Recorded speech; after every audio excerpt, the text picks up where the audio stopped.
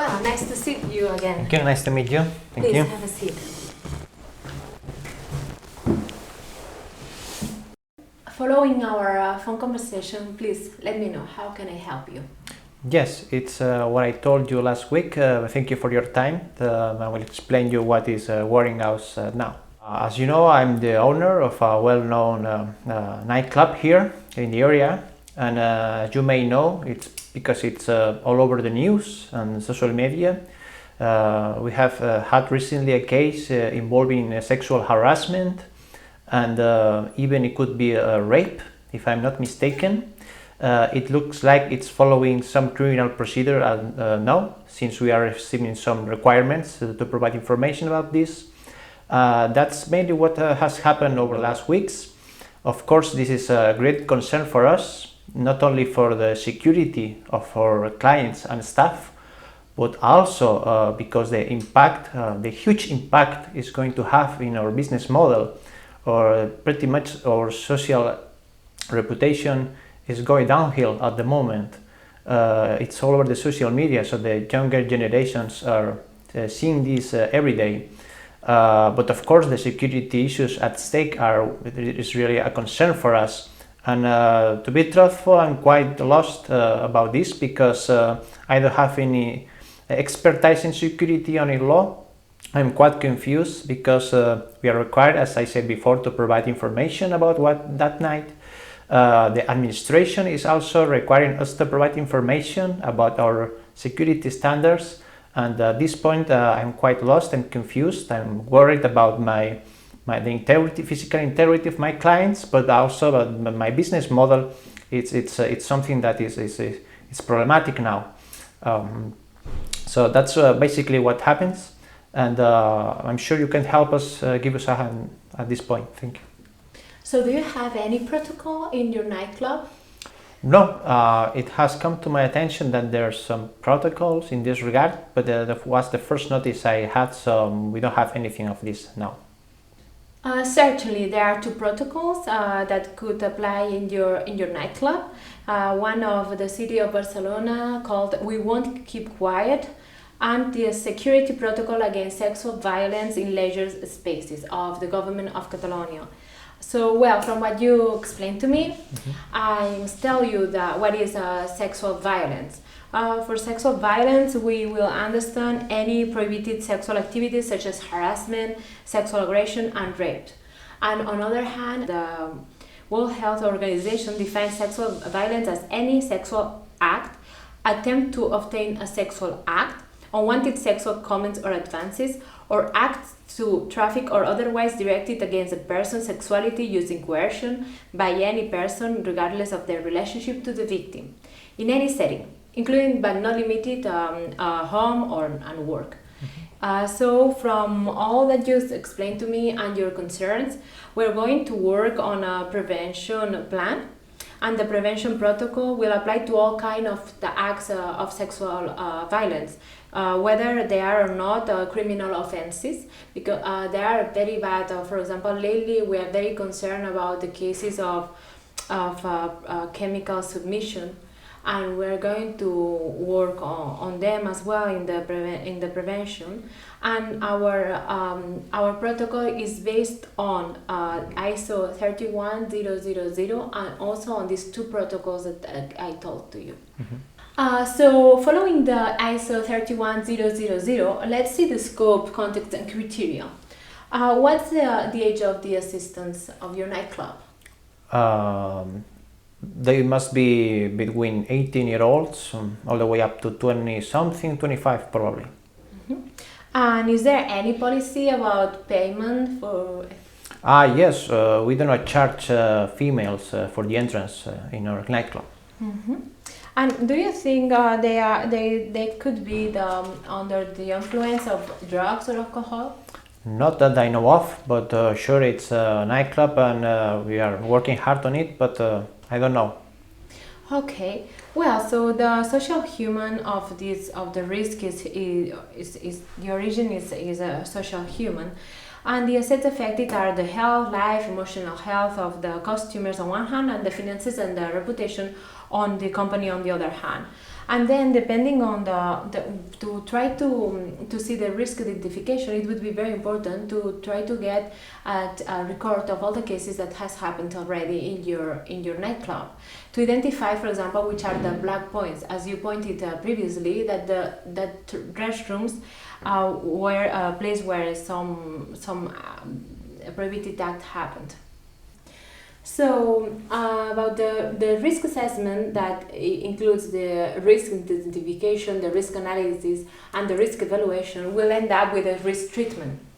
And about the risk identification, we have to take into account the previous cases, as I already told you, and that the lack of gender equality policies may be an aspect to consider. Because in a high percentage of the cases, the alleged victim is a woman and the alleged perpetrator is a man. So the gender perspective is therefore essential. On the other hand, the immediate, rapid and efficient action of the organization can be crucial for the criminal process in order to quickly locate the alleged perpetrator. Then, with the information that I've been gathering from our previous conversation, and now, certainly there are some areas that offer opportunities for the perpetrators, and the nightclub is one of them. But so we will keep an eye of which are the cameras in your nightclub, respecting on all the time the regulation of data protection that it applies in the whole space of the European Union. Once we've done this, we need to also, in the risk in all this risk assessment, we have to pay attention on what is the law that applies, because it changes from country to country. For example, here in Spain we have the criminal code that it's different in every country. And we have a specific law, such it could be the Statute of Autonomy of Catalonia, or the Comprehensive Guarantee of Sexual Freedom, that it doesn't exist in other countries, but here it exists. So we, as specialists, have to pay attention on what is the law that it applies. And now let's see the next step. So let's see what's the proposal of the risk treatment. In order to minimize this risk, the nightclub will take many actions. Preventive actions on one hand, and reactive and intervening measures on the other hand. Let's see which would be the preventive active actions. First, to create a safe space. Your nightclub must be safe for everybody that wants to go there and enjoy their nights and have fantastic and fun during that night, yeah? And to create a safer space, we will make the toilets a safer space by making the necessary architectonic changes and installing cameras that can easily identify people going in and out of the toilets. Wait a minute, are you telling me that we should record inside the lavatory? Oh no, of course not, just the people that are going in and out of the toilets. We're going to follow and respect the regulation of the European Parliament and the Council on general protection data.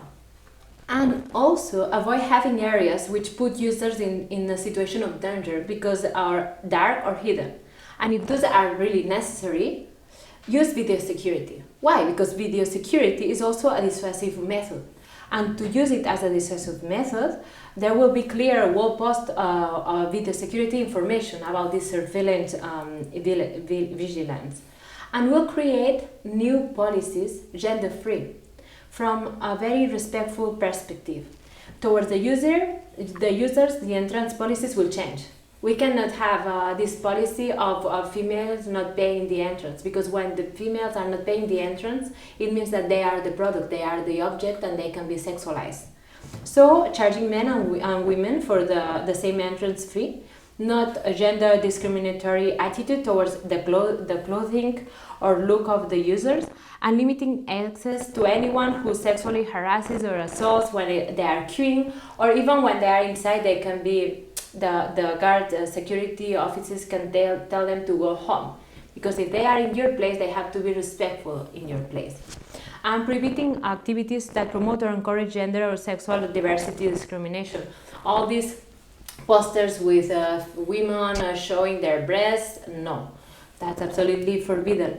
And on the other hand, to be respectful and not discriminating dress code for staff. Well, I allow my employees to dress in whatever they want to dress. So Creating a point such as a purple space. purple what? Yeah, this is the space where in the club to report any kind of act of sexual violence. There will be as well a WhatsApp telephone number and having an email address that users can use to report situations of sexual violence. And there will be wall posters with this information about the purple space. And every night there will be a specific assistant person in the nightclub in charge of prevention, detection, and reaction for sexual violence acts, but it is a general responsibility for every single person of your staff. There will be a higher control of drugs and alcohol because the nightclubs can refuse alcoholic beverages to a user who is at a very high already of alcohol or drugs level. And there will be appropriate specific training for nightclub staff, especially for the security staff, to equip them with the skills to prevent, detect, and respond to any kind of sexual violence and to coordinate with the police. And there will be finally all these policies have to be shown to everybody. So there will be also post information on the walls explaining which are the new club's policies, specifically, as I already said, the purple point and the cameras installed and the total rejection of any kind of sexual violence in the nightclub. The nightclub has to be just a place to enjoy and to have a really good night. And on the other hand, there will be reactive and intervening measures. The prevention is linked to a very correct detection and response in the event of an incident. So it's then when the nightclub is demonstrating its policy of not accepting these prohibited acts. The good practice in response and in intervention is essential as well to avoid secondary victimization of the alleged victims. The staff will, when there is one of these cases, the staff will directly find possible witnesses to the facts and write down the specific period of time. So then it will be useful to check the images recorded by the surveillance cameras. And the nightclub will have to secure separate areas, one for the alleged victim and one for the alleged perpetrator or the group of perpetrators. Towards the alleged victim, there will be a member of the staff that will meet the alleged victim, they will offer a safest place to wait and to ask if they have any safe person to accompany them. And the member of the staff in charge of this matter shall also provide to the alleged victim with written information about her rights or his rights, handing him or her the already prepared information in a leaflet. And the staff member shall collect all the information related to the facts of the case that the victim may verbalize this. It is very important to secure all this first information.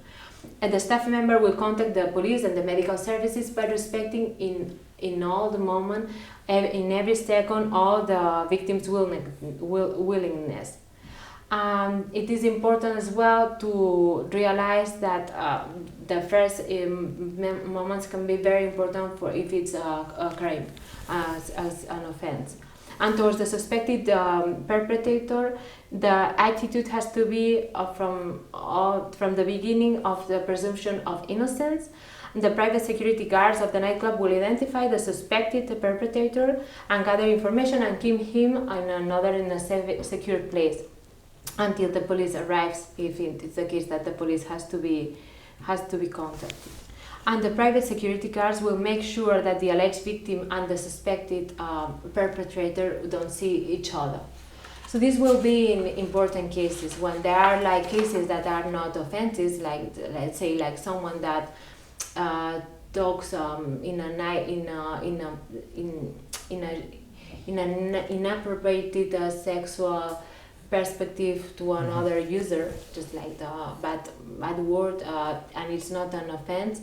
The protocol will be a little bit different. The details of the victims and the alleged perpetrators will be kept confidential by the nightclub staff, and there will be a regular coordination between you, the whole town, and the police. Why? Because we need the statistics. It's very difficult to work on this case because we have no statistics.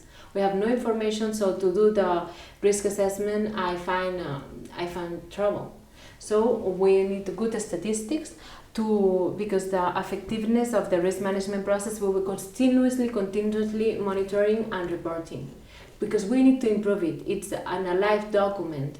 It's not something that we'll put just in a drawer. We need it to be alive and to be working in the best possible way to minimize the risk. Well, thanks. That was a lot of information to take in, but we can manage that. The only thing that is my concern now is that this is sure going to cost me a huge amount of money. We can cover all the cameras and all the things that you explained to me, but it worries me about other actions required, such architectonic changes in my facilities. That's quite a budgetary issue there. It's worrying me. So I'm not sure if I can handle all of this. Indeed, sir. This will need funding, and this is money that will come from your company, but that it will go back to your company.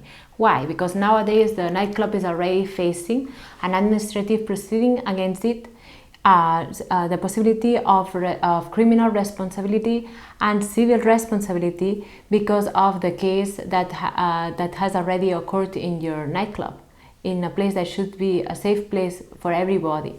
You are losing female customers, and in the media it appears as well that some of your customers are going to the nightclub that is next to yours. So what we are offering here is a preventive action plan that what will create is more opportunity of business for the nightclub. It's to be able to make sure that the nightclub will carry on with its activity, because nowadays, even with the administrative proceeding going on, it can end up with the closure of your nightclub. Well, I think you really convinced me now. I see all the relevant points here to work on. So let's schedule the next meeting. We can start to sort this out once and for all. Thank you. You're welcome.